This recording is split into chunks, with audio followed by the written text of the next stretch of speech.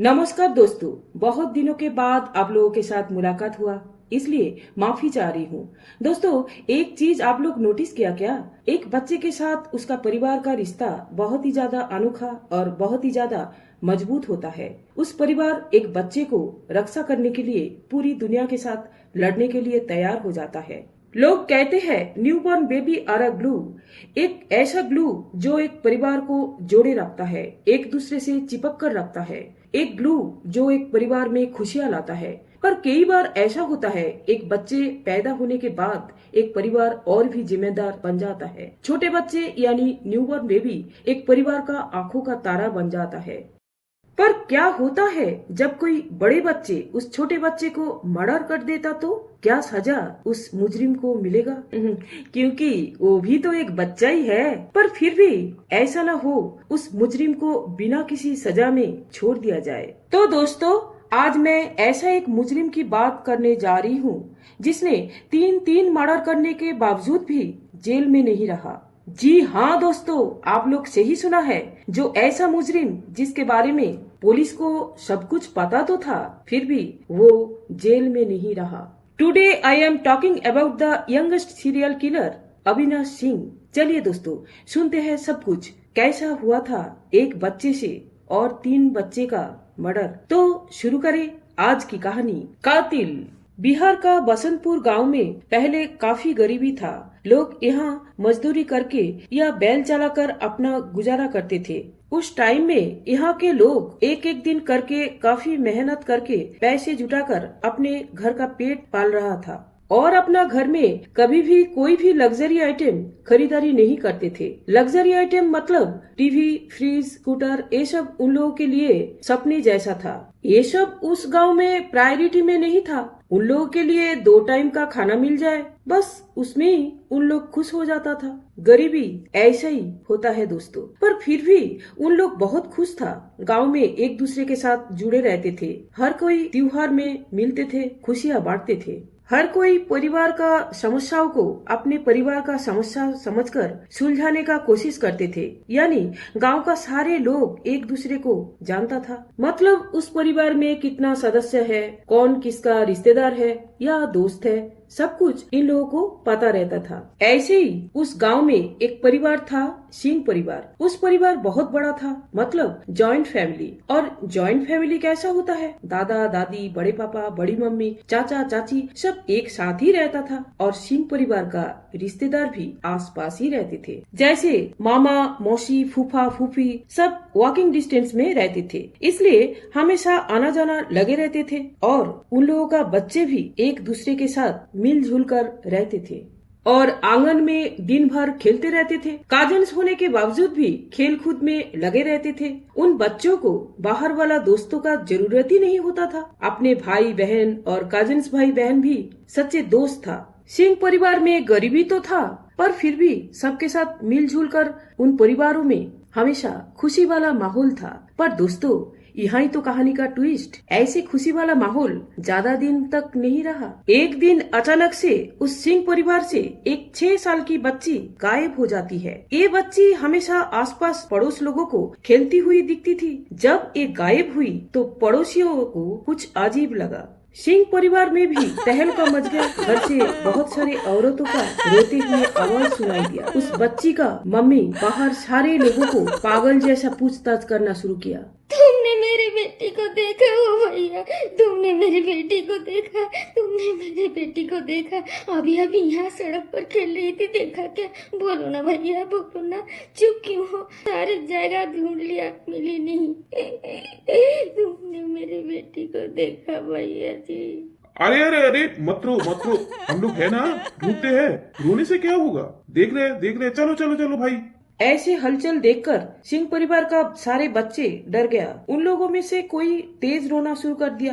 बहन कहाँ चली गई? जल्दी उसको ढूंढ कर लाओ, जल्दी उसको ढूंढ कर लाओ। बच्चे होता ही ऐसे, जब वो कुछ अजीब सा होता है तब डर जाता है, नहीं तो रोने लग जाता है। और परिवार का मुखिया ने उन बच्चों को समझाया, बच्चों, अब से घर में ही खेलो, बाहर खेलना बंद करो। गांव में सारे लोग ये सिंह परिवार को जानते थे। और मदद भी करते थे। जब भी इस हादसे के बारे में उन लोगों को पता चला तो पूरा गांव वाला एकजुट होकर मदद करने के लिए पहुंच गया और उन लोग छोटे छोटे झुंड बनाकर बच्ची को ढूंढने लग गया। और फिर एक अजीब सी चीज हुई। अचानक उस परिवार का जो मुखिया था, कुछ टाइम के बाद वो गांव वाले को कहा, आप लोग हमारा बच्ची को ढूंढना बंद करो, हम खुद ही उसको ढूंढ लेंगे। उसके बाद एक दिन बीता, फिर रात हुई। गांव में सारे लोग तज्जुब हो गया। ना तो सिंह परिवार से कोई बच्ची ढूंढने के लिए बाहर आ रहा है, ना तो किसी का मदद ले रहा है, और तो और इन लोग पुलिस के पास भी नहीं जा रहा है। उन लोग एक दूसरे से कहा, चलो रे भैया, इन लोगों को हमें जरूरत नहीं है, घर में सब परेशान है, चलो चलो चलो, ये मामला उन लोग खुद निपटा लेंगे। इसलिए गांव वाला ज्यादा सवाल नहीं करके सिंह परिवार को अपने हल में छोड़ दिया। पूरा गांव में सन्नाटा छा गया। बच्ची गुम होने का खबर चिंगारी जैसे फैल गया। डर के मारे पूरी गांव का बच्चे घर के अंदर ही रहना शुरू कर दिया।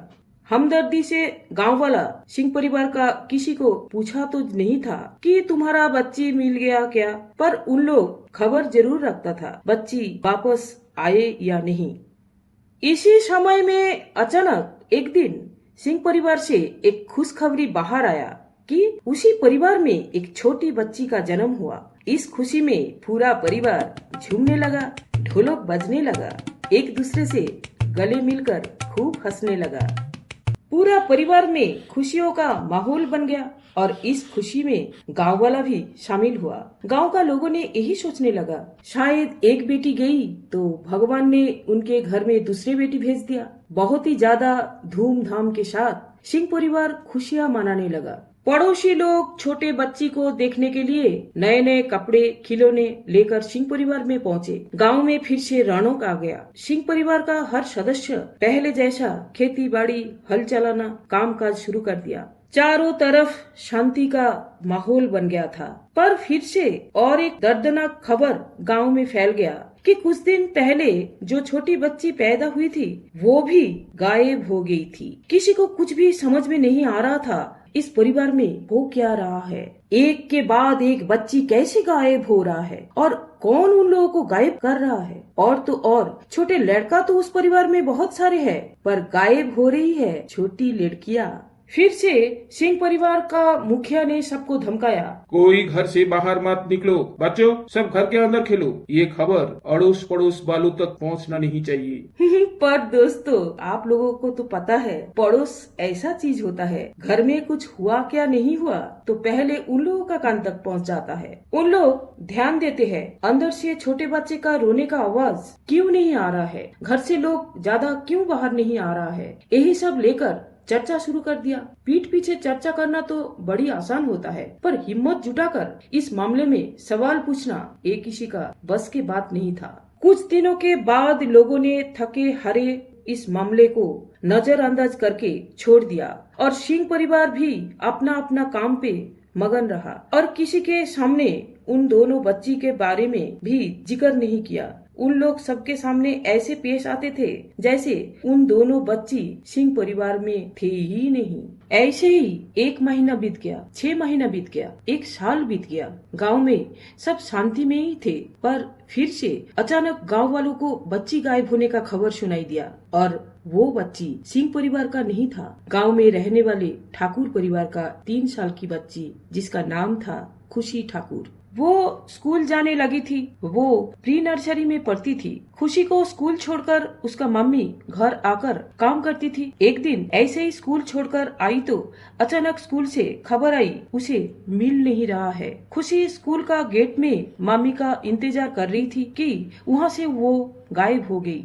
खुशी का मम्मी भागते हुए स्कूल पहुँचे। वहाँ सबको पागलों जैसा पूछती रही, सर मेरे बेटी को देखा सर, कुछ टाइम पहले तो यहीं खड़ी थी, कहाँ चली गई मेरी बच्ची। बाहर आइसक्रीम वाला खड़ा है, उसको भी मैंने पूछा, वो भी मना कर रही है, वो देखा नहीं से, बताइए ना। हाँ हाँ चलिए चलिए, आइसक्रीम वाला तो वहीं खड़ा है, चलिए उसको जाकर पूछते हैं। पर आइसक्रीम वाला भी मना कर दिया। स्कूल का हर क्लासरूम में आगे पीछे सारी जगह सब मिलकर चप्पा चप्पा छान मारा, फिर भी खुशी मिली नहीं। खुशी का मम्मी को तुरंत याद आया, कहीं सिंह परिवार का दोनों बच्ची जैसा मेरे बच्ची को तो कोई अगवा नहीं किया।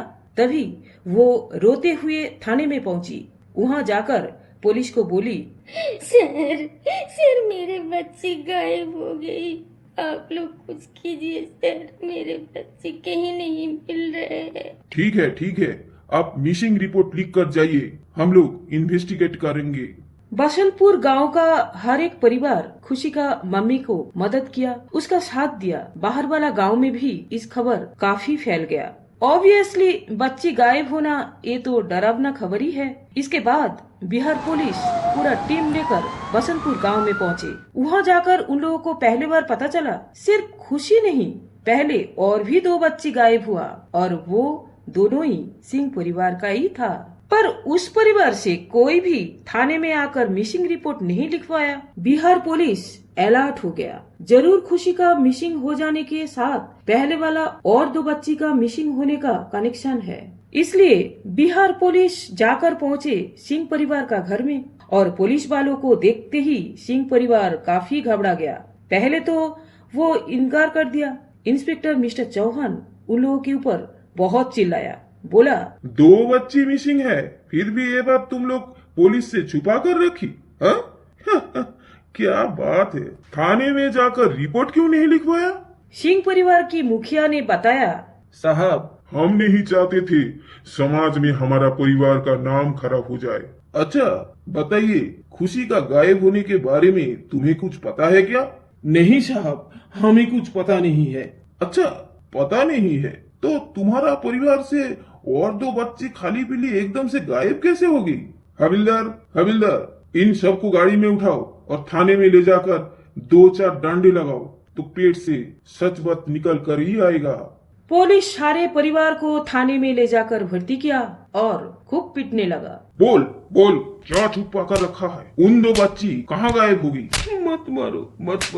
मत मारो हमें, कुछ नहीं पता है हमें। मार खाते हुए एक आदमी को देखकर एक औरत चिल्लाकर बोली, साहब इनको छोड़ दो, इन्हें कुछ पता नहीं है, इन्हें मत मारो, इसे नहीं पता है। रोते हुए उस औरत ने परिवार का एक 7-8 साल का बच्चे को आगे बढ़ाया। उस बच्चा का नाम था अविनाश सिंह। पर ताज्जुब वाली बात है, उस बच्चा जैसे ही पुलिस वाले के पास आया, ना तो कुछ वो बोल रहे थे, ना तो कुछ सुन रहे थे, बस सीधा पुलिस वाले को देख रहे थे। इंस्पेक्टर ने उसको प्यार से पूछा, बोला, बेटा तुम खुशी को जानते हो क्या, या उसको कहीं खेलते हुए देखा तो बता दो बेटा, बताओ। पर अविनाश कोई सवाल का जवाब नहीं दिया, वो सिर्फ देख रहे थे और इंस्पेक्टर को घूरे जा रहा था। और जब भी खुशी का नाम बार बार इंस्पेक्टर ले रहे थे, तब वो बड़े मजे में मुस्कुरा रहा था। वो मुंह से एक भी शब्द निकाल नहीं रहा था। कुछ टाइम के बाद इंस्पेक्टर ने हविलदार को कहा, अरे छोड़ो यार, इस बच्चे को कुछ भी पता नहीं है, हम लोग टाइम वेस्टेज कर रहे हैं बस। चलो फिर से एक बार गांव में जाकर खुशी को ढूंढते हैं। और तभी अचानक पीछे से अविनाश ने कहा, रुकिए साहब, अगर आप मुझे एक चिप्स का पैकेट दोगे तब आपको मैं बताऊंगा कि खुशी कहाँ है। हविलदार ने तुरंत दौड़कर एक चिप्स का पैकेट लाया और वो बिना किसी डर से बड़े मजे में चिप्स खाना शुरू किया। इंस्पेक्टर ताज्जुब हो गया। एक 7-8 साल का बच्चा पुलिस देखकर डरा नहीं, ऊपर से बड़े शांति से पुलिस को मदद करना चाहता है, जरूर कुछ तो है बात। चिप्स खाते हुए वो पुलिस को कहा,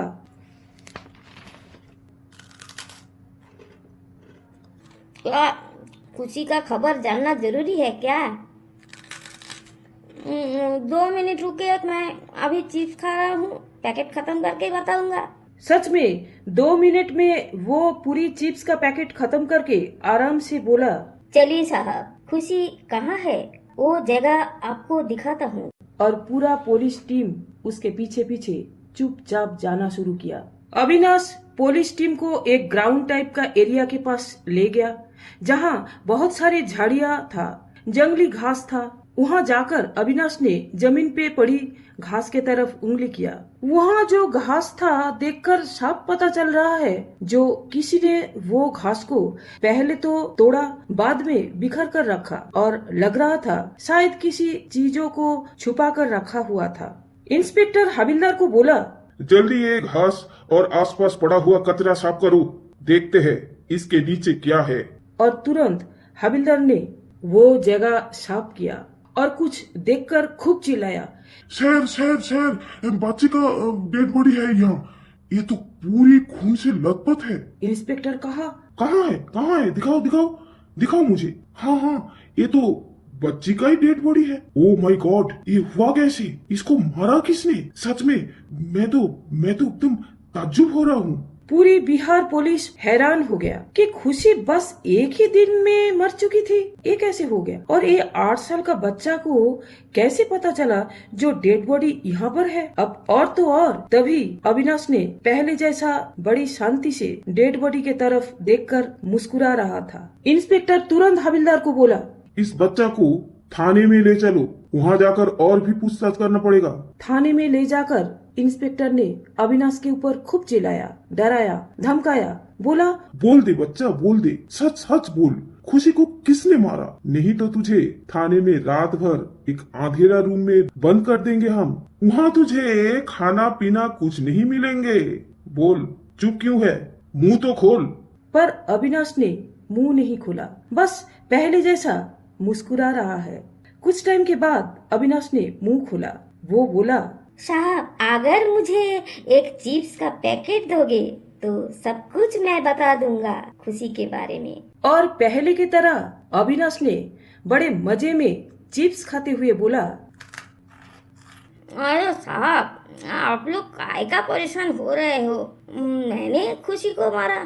मैं उस दिन खुशी का स्कूल के सामने खड़ा था। जब भी खुशी को गेट से बाहर आते हुए देखा, हाँ, मैंने पहचान लिया कि उसने मेरे घर के पास ही रहती थी। मैंने उसको स्कूल से घर पहुंचा दूंगा बोलकर ग्राउंड ले आया और ग्राउंड में उस झाड़ी के पास ले जाकर उसको बहुत तेज गला दबाया। इतना तेज दबाया जो उसने तो सांस लेना ही बंद कर दिया था। फिर मैंने ग्राउंड से एक ईंटा उठाया और उसका सिर में जोर से मारा। वो दर्द के मारे खूब चिल्लाने लगी।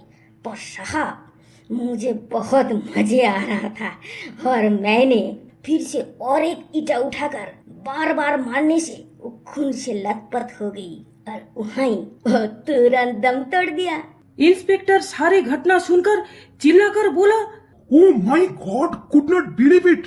ये बच्चे तू कबूल कर, तूने सिर्फ खुशी के नहीं बाकी और 2 बच्ची का भी जान लिया था, है ना?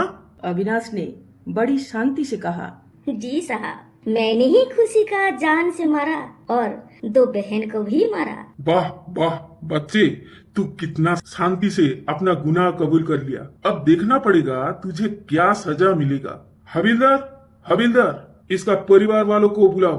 देखो कोई भाग ना जाए। लग रहा है पूरी परिवार वालों इस क्राइम के साथ जुड़ा हुआ है। सच में पुलिस जो डाउट किया था वो सही निकला। अविनाश का पापा मम्मी पुलिस स्टेशन आकर अपने बेटे का क्राइम स्वीकार किया। उसका पापा ने बोला, हाँ, हम लोगों को पता तो था, पर एक खून के वजह से मेरा बेटा का भविष्य ना बर्बाद हो जाए, मैं इस बात को घर में दबाना सही समझा था। गांव वालों को भी पता नहीं चले, सबको बता दिया था, क्योंकि एक बार पुलिस को पता चल जाए तो अविनाश को जेल में रहना पड़ेगा। पर वो 2 खून करने के बाद हम लोगों ने अविनाश को डरना शुरू कर दिया था। आखिर में जब वो बाहर वाला बच्ची को मारा, यानी खुशी को मारा, तब वो खुद ही आप लोगों के सामने आकर उसका गुनाह कबूल कर लिया था। यानी पूरा परिवार वाला ही उसका क्राइम को छुपाया था। इंस्पेक्टर सारे बातें सुनकर अविनाश को नॉर्मल जेल में नहीं ले गया था, क्योंकि तब वो सिर्फ 8 साल का बच्चा था। उसको जुबिनाइल जेल में रखा गया था